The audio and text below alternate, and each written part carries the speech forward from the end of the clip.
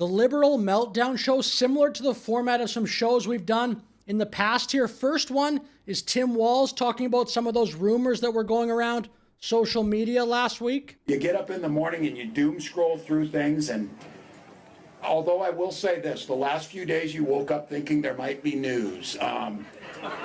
Just saying. There will be news sometime, just so you know, there will be news.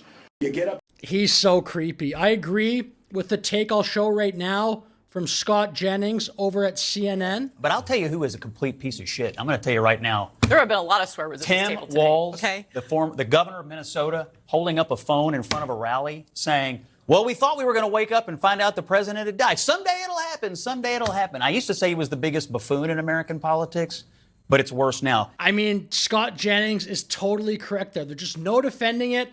Tim Walz, he will say more insane stuff like this in the future. That's been his pattern. I think the best defense for when Tim Walz says something absurd is to remind people how pathetic he performed in the debate versus J.D. Vance. When the stakes were high and it really mattered, he folded like a total and complete incompetent fool. October 7th, Hamas terrorists massacred over 1,400 Israelis and took prisoners. Israel's ability to be able to defend itself is absolutely fundamental. Getting its hostages back, fundamental, and ending the humanitarian crisis in Gaza.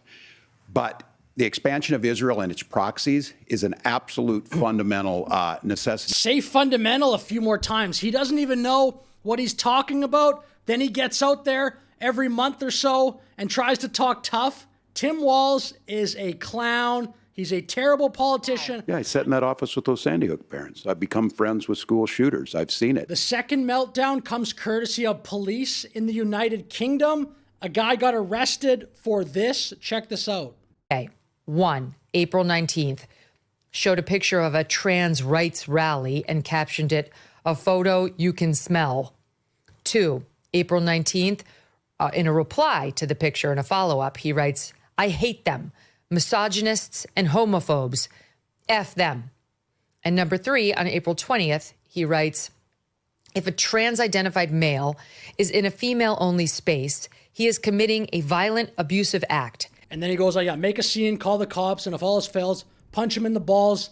Arrested by 5 people in the airport in UK for that. Like, those aren't very nice things to say. You can debate those. You can certainly criticize the post if you're somebody else that doesn't agree with what he's saying. Like, you can call him a jerk. You could say whatever you like, anything legal that you want. This got him arrested by 5 police officers in the United Kingdom in an airport. What is happening over there? I've met some people recently, by the way, from the UK. They all are so fed up. They're so disgusted with what is happening over there. Okay, this next one here, this tweet from Clay Travis. I think he's quoting somebody else, but it shows Jasmine Crockett before and after, the difference in her accent. Here we go. Jasmine Crockett, of course, the congresswoman from Texas. Well, it's good to see you. First of all, it's good to see you in the new year. You know, no one could have told me that when I went down to Austin, now it looks like a little bit over a year ago, that I would be running for Congress. Baby, because these people, they are crazy, because they always talk about how Christian they is. Yeah, I don't know how many of them on that side are getting divorced because they getting caught up. I mean, that's just so embarrassing. There's no excuse for that either. I know people will say things like, oh, that's code switching. No, it's not. If I got on here one day and started talking like a pirate, people in the comments would say, what are you doing? If I had this crazy accent that I never had before, just again, like I'll play about 3 seconds of each. You know, no one could have told me that when I went down to Austin. And then I'll go ahead to this one. Hey, you ain't got to believe me. Just go Google. You'll find some of it. I'm telling you. And again, if I came on here and started talking like an Asian person or like an Australian accent, people should call me out. Here's a short one from Reid talking about that first assassination attempt on President Trump. He's got these magical doctors who claim that he was shot in the ear, but his ear, I guess, grew back. He had a Duplo bandage on 1 minute, no bandage the next. We can't get a medical record from this alleged assassination. He was supposedly shot. We have nothing. The alleged assassination. It was live TV. I don't know how she said that. And this other woman, whoever this is on screen with her, doesn't correct that. There was alleged assassination. He was supposedly shot. We have nothing. We've got nothing. Where are the investigative records? One day he saw. Where are the investigative records? I'm going to be all smart about this. Everybody saw it. It was live. That falls squarely into the bucket of Trump derangement syndrome. That's like perhaps not even curable at that point. Okay, for this one, the city of Austin apparently has a new logo. I actually did not care about this at first. I was not going to include it. But watch how much worse the logo gets, so I will include it here. The city will be getting a new look. For the first time in Austin's history, we will have a logo to represent the city's services and unify us as one organization, one Austin. We will go from this. That's a cool logo. That's so cool. Founded 1839, there's some history, there's a cross, there's a bunch of stuff. There's this cool lantern thing. Maybe that's like a shield.